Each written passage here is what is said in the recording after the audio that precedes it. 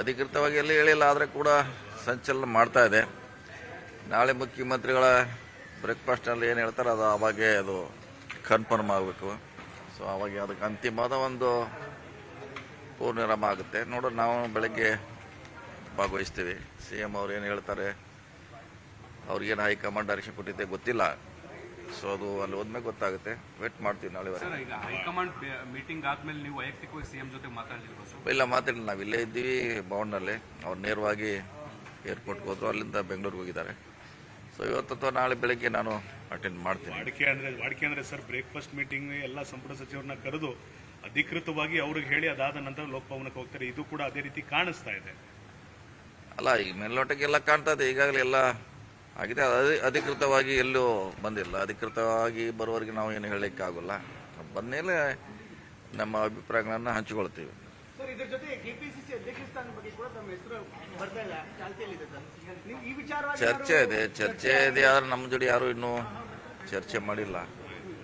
So ಚರ್ಚೆ ಮಾಡಿದ್ರೆ ನಮ್ಮ ಅನಿಸಿಕೆಗಳನ್ನು, ಅಭಿಪ್ರಾಯಗಳನ್ನು, ನಮ್ಮ ಕಂಫರ್ಟೇಬಲ್ ಅನ್ನ ಹೇಳುವಂತ ಪ್ರಯತ್ನ ಮಾಡ್ತೀವಿ ವರಿಷ್ಠರಿಗೆ.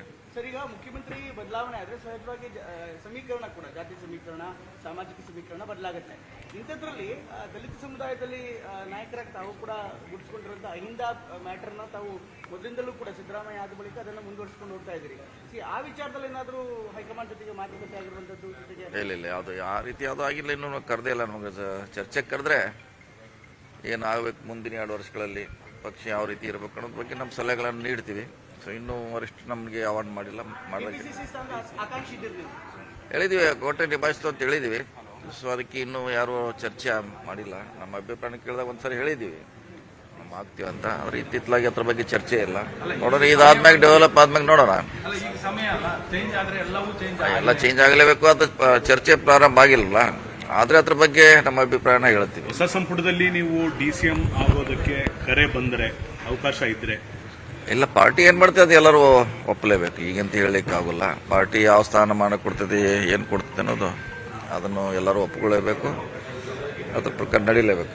ಸರ್, ಇದ್ರ ಜೊತೆಗೆ ಇನ್ನೊಂದು ಸಚಿವ ಸ್ಥಾನದ ಜೊತೆಗೆ ಕೆಪಿಸಿಸಿ ಸ್ಥಾನ ಅನ್ನೋದು ಒಂದು ಚರ್ಚೆಯಲ್ಲಿರುವಂತದ್ದು. ಒಂದ್ ವೇಳೆ ಸಚಿವ ಸ್ಥಾನ ಇಲ್ಲದೇ ಇದ್ರೂ ಕೂಡ ಕೆಪಿಸಿಸಿ ನಿಭಾಯಿಸ್ತೀರಾ ಸರ್? ಆ ಒಂದು ದೊಡ್ಡ ಸವಾಲಿದೆ. ಒಂದ್ ವೇಳೆ ಏನಾದ್ರು ಇಲ್ಲ, ನಮ್ಗೆ ಅದೇ ಹೇಳಿಲ್ಲ. ಇನ್ನು ನಮ್ಗೆ ಕರೆದ್ರೆ ಚರ್ಚೆ ಮಾಡ್ತೀವಿ ನಮ್ಮ ವಿಚಾರಗಳಂತ ಹೇಳಿ, ನಮ್ಮ ವಿಚಾರಗಳನ್ನ ಹೇಳ್ತೀವಿ ಅವರಿಗೆ ಯಾವ ರೀತಿ ಏನು ಅಂತ ಅವಾಗ ಹೇಳಿದ್ಮೇಲೆ ಮುಂದೆ ನೋಡೋಣ. ಇನ್ನೂ ನಮ್ನ ಯಾರು ಅವಾರ್ಡ್ ಮಾಡಿಲ್ಲ, ಮಾಡಿದಾಗ ನಮ್ಮ ಅಭಿಪ್ರಾಯ ಹೇಳ್ತೀವಿ. ಈಗ ನೀವು ಮಾತಾಡುವಾಗ ಯಾವತ್ತೂ ಗಾಡಿಯಲ್ಲಿ ಗುಂಡು ಹೊಡೆದಿಲ್ಲ. ಆ ಕಾರಣದಿಂದ ನೀವು ಮೊದಲು ಹೇಳಿದ್ರೆ 2028ಕ್ಕೆ ನಾನು ಕಂಟೆಸ್ಟೆಂಟ್ ಆಗ್ತೀನಿ ಅಂತ. ಈ ಸಂದರ್ಭದಲ್ಲಿ ನನಗೇನು ಬೇಡ ಅಂತ ಕೂಡ ಹೇಳಿದ್ವಿ.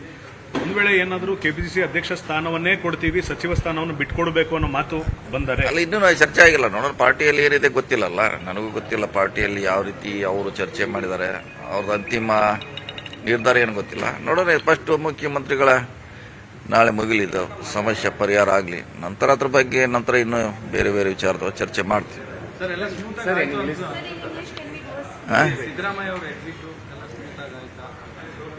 ನಾಳೆ ಗೊತ್ತಾಗೋದಿಲ್ಲ. ನಾಳೆ ಬೆಳಗ್ಗೆ ಇಲ್ಲ ಇವೆಲ್ಲ ಅಸಮಾನ ಗೊಂದಲ ನಾಳೆ ಬ್ರೇಕ್ಫಾಸ್ಟ್ ನಲ್ಲಿ ಪರಿಹಾರ ಆಗುತ್ತೆ. ಅಲ್ಲಿಗೆ ವೇಟ್ ಮಾಡೋಣ. ಓಕೆ.